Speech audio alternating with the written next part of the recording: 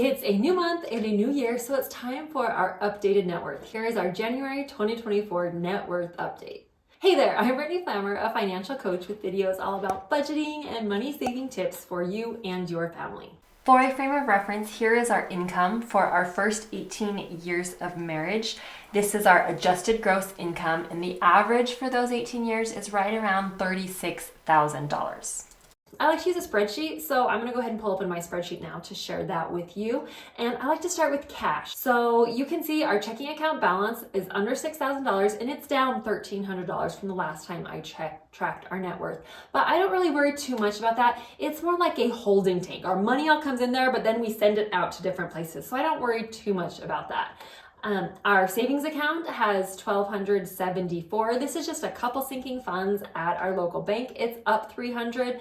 But it's always money's going into them and then we use it up, so they fluctuate quite a bit. My business accounts have gone way up for $13,644, which is $4,000 more than the last time, which is awesome. That means I'm making more money. Once I make money for my business, I put aside some to go back into my business, and then I set aside most of everything I make to go towards our mortgage. But since our mortgage interest rate is so low, I'm earning more in online savings accounts. So I'm just setting it, letting it accumulate in online savings accounts. So that's why it's going up so high. Our emergency fund has gone up by a little bit. We have almost $16,000 in there. I have not added any money to that. It's just, this is the interest that it is earning. We just let the interest accumulate and stay in that account. Our online savings has gone way down. We're at just about $4,000, which you can see that means it's gone down by almost $13,000 because we are adding on a 2-car garage to our house, and it is extremely expensive. We had a huge chunk of money in online savings account to pay for these expenses. We are now down to $4,000 in this account. The last couple of months since we've updated this, we put a lot of money in wood for framing on the interior, for building the stairs, for doing the brick on the front of the garage.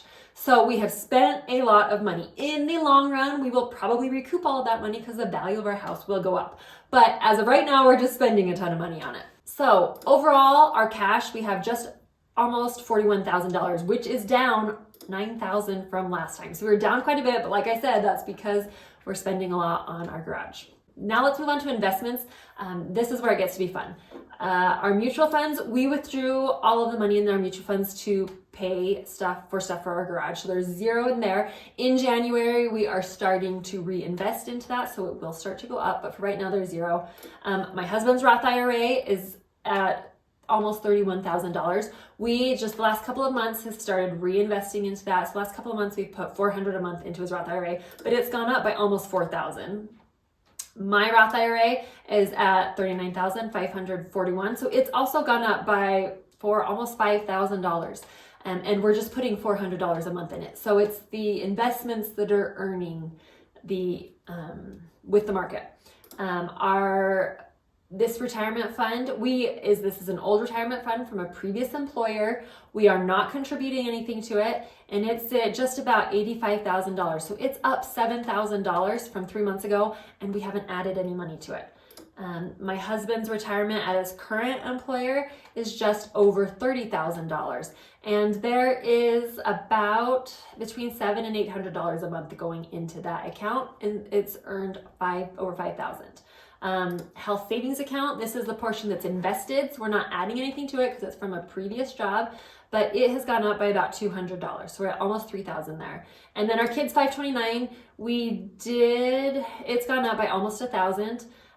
At Christmas time, we did add some money. My parents give the kids money for their birthday and for Christmas to go towards college, so that money we just put into their 529. So $250 was added to this account, but it went up by almost $1,000. So we have almost $200,000 in investments, which is up $22,000. So we're just investing our regular amount every month. I don't even think about it because that's automated, and we've earned $22,000. Investments can be really fun. It's just slow, steady investing, which isn't very exciting at first, but I feel like after about 5 years of doing it, that's when you start to see the compound interest working in your favor. And I feel like we're just starting to see that. The end of the year, markets usually do well, but it's fun to start seeing it earning more and more. Now moving on to the physical assets, I just focus on our house and our vehicles. Our house has gone way down in value, gone down by $22,000. So it's at $643,000, which I'm okay with. It went up so much in value the last 2 years that seeing it go down, it does not concern me at all. I mentioned we're putting a lot of money and sweat equity into building a garage. When it's finished, the value of our house will go way up. But we're doing it not just for the value of our house, but mostly to use it. So I'm not too worried about this. Our cars all went down just a tiny bit. So our total physical assets, $665,705. So we went down almost $23,000, mostly because our house went down in value so much. So total assets, $902,000, but let's move on to our debt. So we are counting the value of our house, so now we have to count how our debt is, how much we owe on our mortgage. So we have $118,000 left on our mortgage. And then we have one credit card that we use for everything. We have $202 on it. We paid it off right around Christmas. We pay it off every month, but this is the current balance on it, $202. And then we opened up another credit card for vacation to get the bonus points.